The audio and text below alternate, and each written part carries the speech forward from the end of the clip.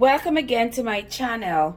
Now today I'm going to be showing you how to make Christmas cake.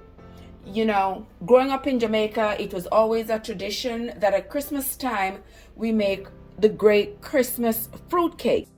And today I'm going to show you how I make my Christmas cake just like my mom taught me. Come with me, guys. Now here I have 2 sticks of butter. I also have a cup and a half of brown sugar. Now the browner the better. This one is not too brown. I could have had browner, but we're going to use it anyway.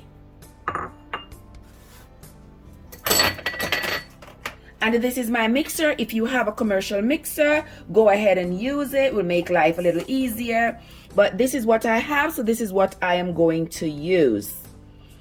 And we're going to be creaming this on high until there is no sugar lump and the butter and the sugar is nicely creamed and fluffy.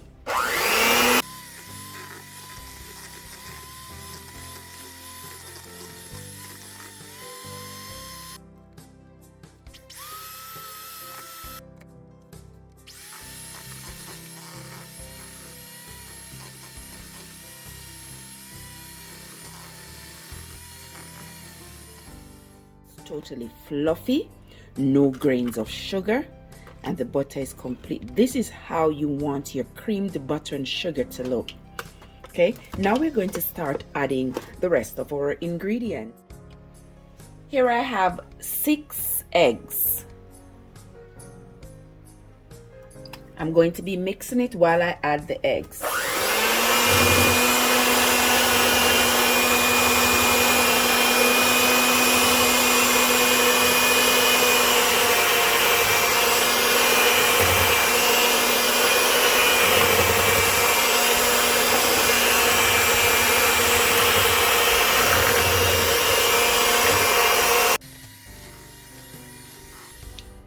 And we're going to be sure to scrape down the sides so we get everything into the bowl.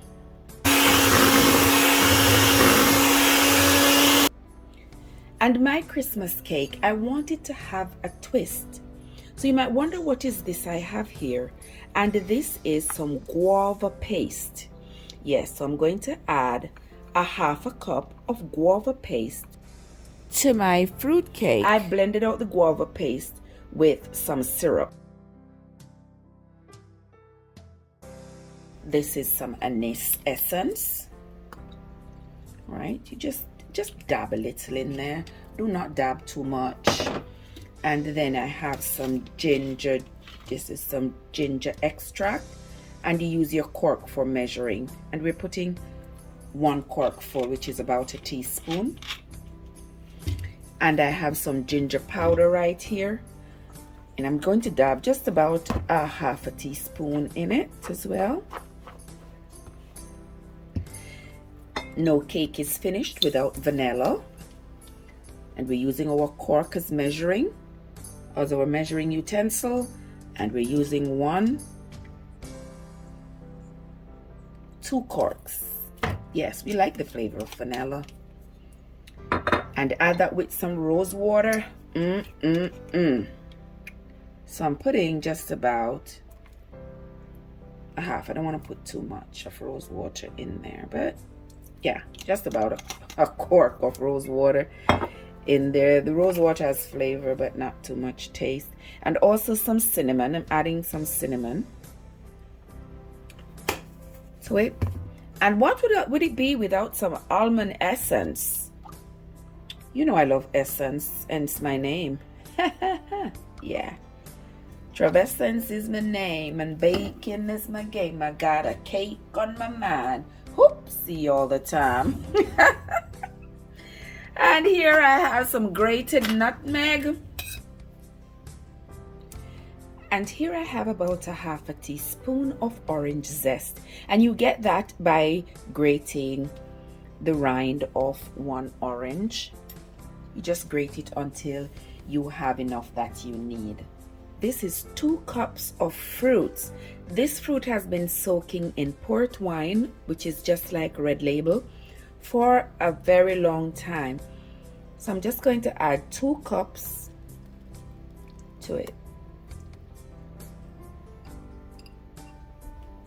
And I'm making this cake for my family.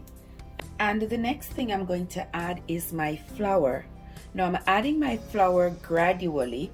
I've already sifted it, and I use self-raising flour so that I don't have to add the raising agent, because you know sometimes you add the raising agent, if it's not enough the cake stays flat, if it's too much the cake rises too much, and you don't want that. So to make it easier for me, I use self-raising flour where the raising agent is already evenly distributed and I don't have to add anything else.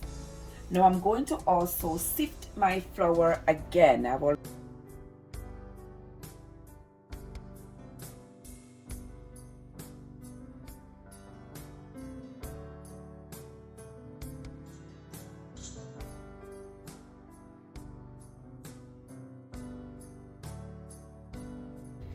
And because it is Jamaican fruit cake and it is also called black cake, you have to darken it.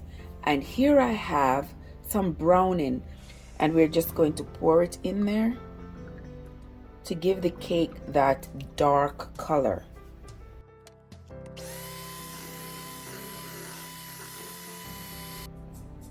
And while this is almost done, I'm going to turn my oven on, and I'm setting my oven at 250 because I don't want my oven to be too hot when I put my cake in, because that will cause my cake to crack. Thanks to my mom for having taught me that, because I used to just put the cake in the oven at 350. Cake would come out crack, and my excuse would be, well, we weren't gonna eat it whole anyway. My mom didn't like that, and she was like, Trev, no, nobody's running after you. Turn the oven down when you're preheating the oven. Preheat the oven at 250. Now this is the consistency of my batter. Now if your batter doesn't fall like this, it probably isn't right. Your batter should fold right off the legs of your mixer. When you lift it up like that, you see how it folds? As it's falling, that's how your batter should be for you to get the perfect cake. Now my oven has already been heated, so now I'm going to be putting this in the baking pan.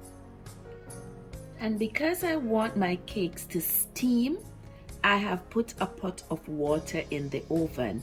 Now as that water boils and that steam builds up in the oven, it's going to keep my cakes moist.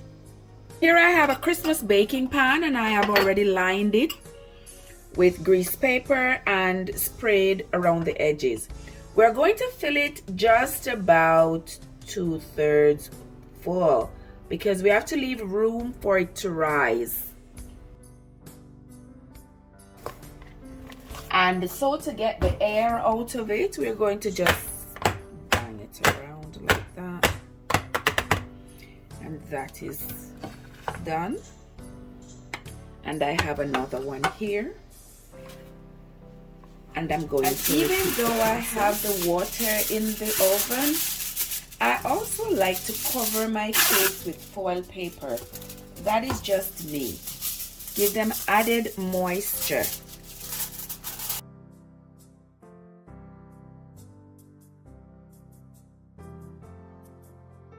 Bake at 250 degrees for 2 hours. And to make this cake live up to its name as a real rum cake, for those of you who love alcohol, you can go ahead and spritz your cake with some white rum or whatever liquor you like. Spritz it on the top, turn it over every 4 days and spritz it on the other side. By the time Christmas comes around, your cake will be a real rum cake. Thanks for watching, guys. I hope you were able to make your own rum cake using this very simple recipe. Until next time, this is Trev from Trev Essence, where your journey matters.